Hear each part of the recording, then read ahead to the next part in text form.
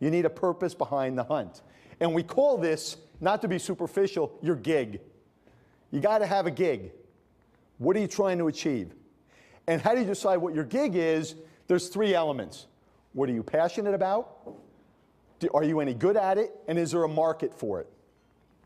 And these three questions help people figure out what they're trying to do and what their gig is. And an interesting example of this is a gentleman by the name of Jim Koch. Does anybody know who he is? CEO of a firm in Boston called the Boston Beer Company. They make Sam Adams beer, right? So it's a great product. And he was in Bain as a consultant and so forth. His life was going on a certain trajectory. And he said, you know, this isn't what I want to do. My family has a history of brewing. I love it. I think I could be great at it, and I think the world needs kind of these different kind of beers, and he created Sam Adams. And once he figured out that purpose and what he was trying to do, the way he described it was a perfect example of an idea hunter in action. He said, once I had my purpose and my focus, and when I went to look for ideas, the ideas were all around me like radio waves. I only had to tune into them.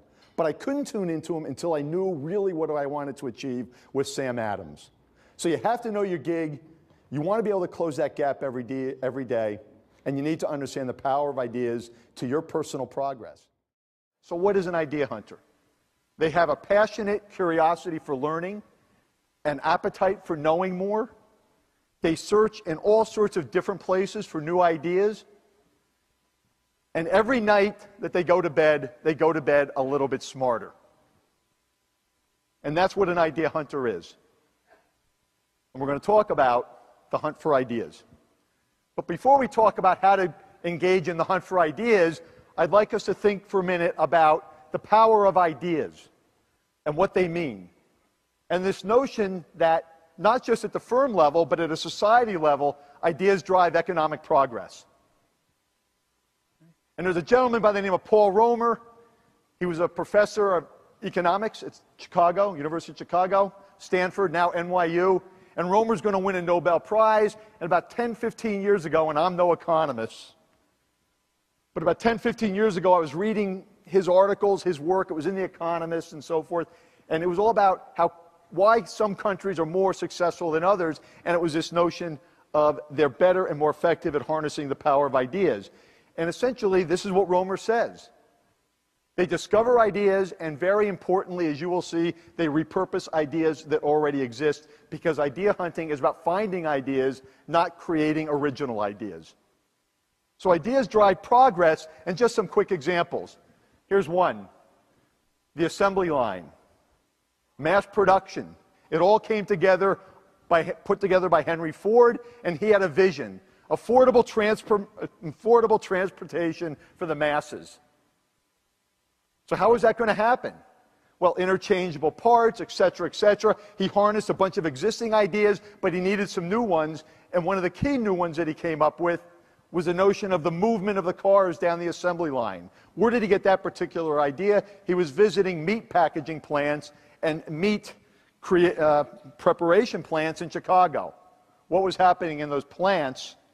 Huge carcasses of beef were being moved down the line, and they were being disassembled into the beef that we eat. And Ford saw that and said, wait a minute, if you can move very heavy carcasses of beef, I can move automobiles down an assembly line. So the disassembly of those carcasses of beef led to one of the key ingredients for creating the assembly line. And since then, industry after industry after industry, service and manufacturing of like, have taken those notions to create high-quality, standardized products at a price that millions and millions of Americans and now people around the world could afford. Another idea, or several ideas, that influenced progress were in the Declaration of Independence. We hold these truths to be self-evident.